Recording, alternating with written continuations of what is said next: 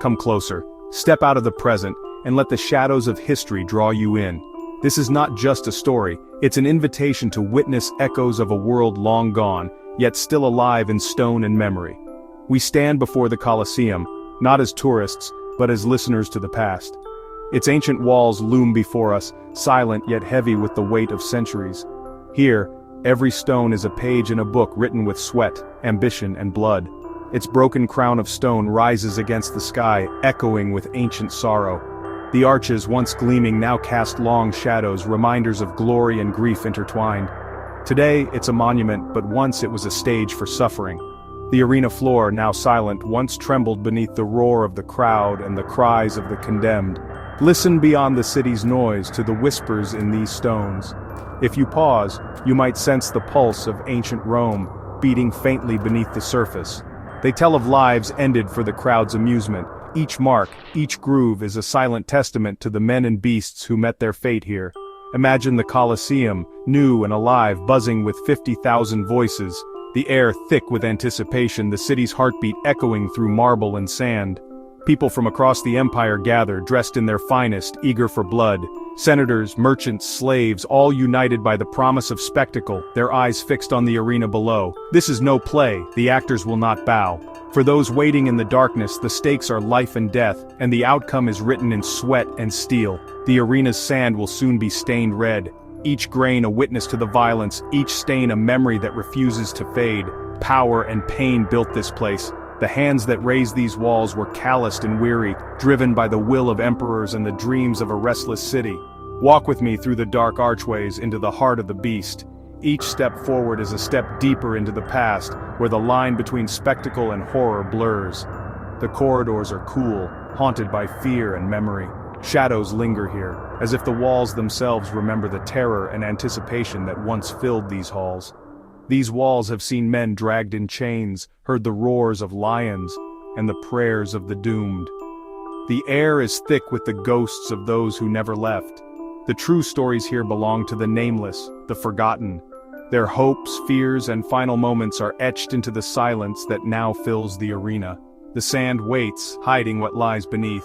Beneath its surface, secrets sleep, bones, memories, and the weight of untold stories. Soon it will be churned by desperate feet, soaked with blood and tears. The arena will come alive again, if only in our imagination, with the thunder of combat and the agony of loss. Their names are lost, but their spirits remain. The Colosseum is a graveyard of dreams and a monument to endurance, where the past lingers like a breath on the wind. We are here to remember them, to understand the true cost of Rome's grand games, to honor the lives spent for entertainment, and to reflect on the darkness that built this wonder. Let us hear the dark tales of blood and sand. Step forward and let the Colosseum reveal its secrets to you. The games began not with the clash of warriors, but with acts of cruelty that shocked even the hardest hearts. Before the gladiators ever entered the arena, the morning spectacle was reserved for the condemned, those who had no hope of survival and no weapons to defend themselves. Imagine a prisoner, a baker, a fisherman, or a simple laborer, pushed onto the burning sand, unarmed and utterly terrified. He stands alone, surrounded by the towering walls of the Colosseum, knowing that thousands of eyes are fixed on his every move. The crowd's roar is overwhelming, a tidal wave of sound that drowns out all hope. The people crave blood, and their excitement is palpable, echoing off the ancient stone. From the darkened passageways, a starved lion or a pack of wild dogs emerges, their eyes wild with hunger. The animals have been kept without food, their desperation making them even more dangerous. The man stands no chance. This is not a contest, but a public execution disguised as entertainment. The outcome is certain, and the crowd knows it. The crowd cheers as he runs, slips, and falls, his desperate attempts to escape only fueling their excitement. Every stumble, every cry is met with laughter and applause. This was damnatio ad bestias, condemnation to the beasts, a sentence reserved for those the state wished to make an example of. Crimes could be as simple as refusing to worship Roman gods, or as trivial as angering the wrong official. Justice was swift, and mercy was rare. Christians in particular often met this fate. Tied to stakes, they waited helplessly as wild animals were released, their faith making them targets for the crowd's scorn. These were not hardened criminals, but ordinary men and women, victims of injustice, swept up in the machinery of Roman power. Their deaths were warnings, gruesome spectacles meant to terrify the masses and remind them of the consequences of defiance. The terror was unimaginable. The hot breath of the beast, the deafening roar of the crowd, the knowledge that there would be no rescue. There was no hope, no mercy, only the certainty of a brutal end. Their only purpose was to die for the crowd's pleasure, their suffering transformed into a spectacle for Roman entertainment. This was the cold, unfeeling reality of justice in the Colosseum, a place where life and death were decided by the whims of the crowd. The sand remembers every scream, every desperate plea, and every life lost to the wild beasts of Rome. Why did Rome gather for such cruelty? It was power on display. The Colosseum showed Rome's reach. Exotic animals, conquered peoples, all paraded and destroyed. The emperor used the games to control and distract the masses. Justice twisted into performance, suffering became spectacle. Elaborate sets mimicked forests, men hunted for sport. Bread and circuses kept the people content, their cheers drowning out the screams below. The individual's life meant nothing next to the crowd's excitement. For every cheer, a silent scream. For every thrill, a lifetime lost. The Colosseum was a machine, turning people into props for a bloody play. The applause was for the spectacle, not the humanity lost. The true cost was measured in lives forgotten. Not all fighters were condemned criminals. Many were slaves, prisoners of war, or men crushed by debt. They were sent to the ludus, part prison, part training camp. Their old lives erased, they became living weapons.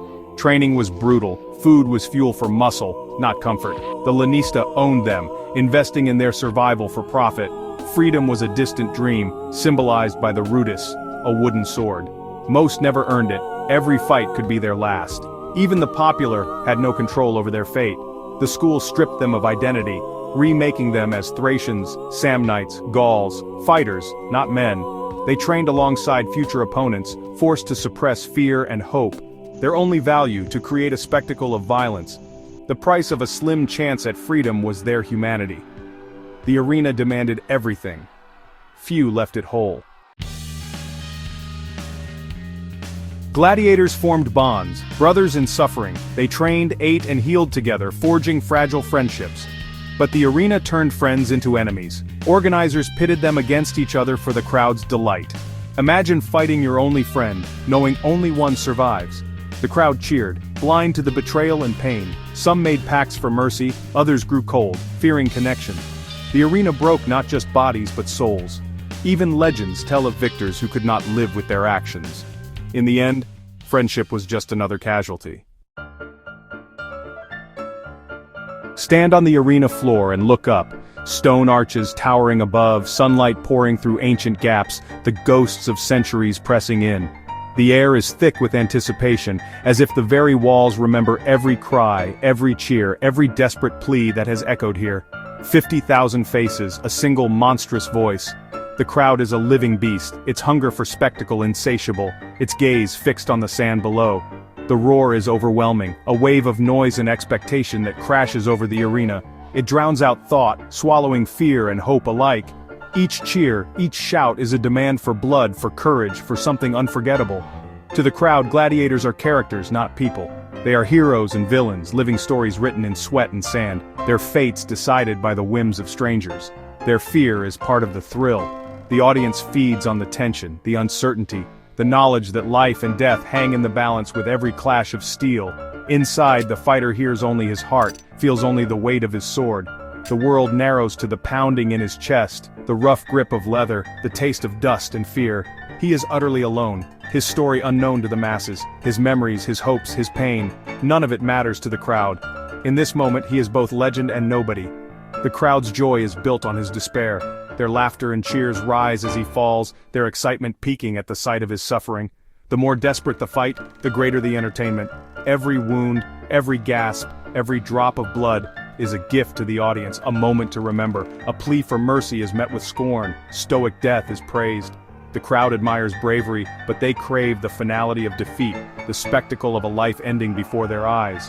The fighter must mask terror, perform courage. He becomes an actor in a deadly play, his every move scrutinized, his every emotion hidden behind a mask of resolve. At the end, a wounded man raises a finger, begging for mercy. It is a silent question, a final hope that the crowd might remember his humanity. The crowd decides his fate with a roar. Their voices merge into a single verdict, echoing through the stone and sand, sealing his destiny. For the man on the ground, there is only silence as he waits. The world shrinks to a heartbeat, a breath, a moment suspended between life and death.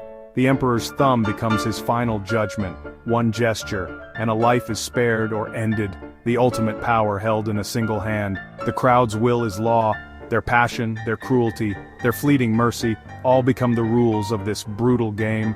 The soul waits in silence for the verdict. In that hush, time stretches, and the weight of existence presses down, heavier than any sword or shield. The tragedy is not just in death, but in the loneliness of the condemned. Even surrounded by thousands, the gladiator's final moments are his alone, marked by isolation and the knowledge that his story ends here. The Colosseum's heart is a place of silence beneath the roar. When the crowds are gone and the sand is still, only the memory of struggle remains, a silent testament to the souls who fought, and the silence that endures long after the last cheer fades. The emperor held ultimate power, a life or death decided by a gesture. The crowd roared, but the emperor's thumb sealed a man's fate. For him, the games were politics, not just spectacle. Sparing a fighter won favor, condemning one showed strength. The famous thumb was a symbol of absolute control. Imagine lying wounded, your life hanging on a distant hand.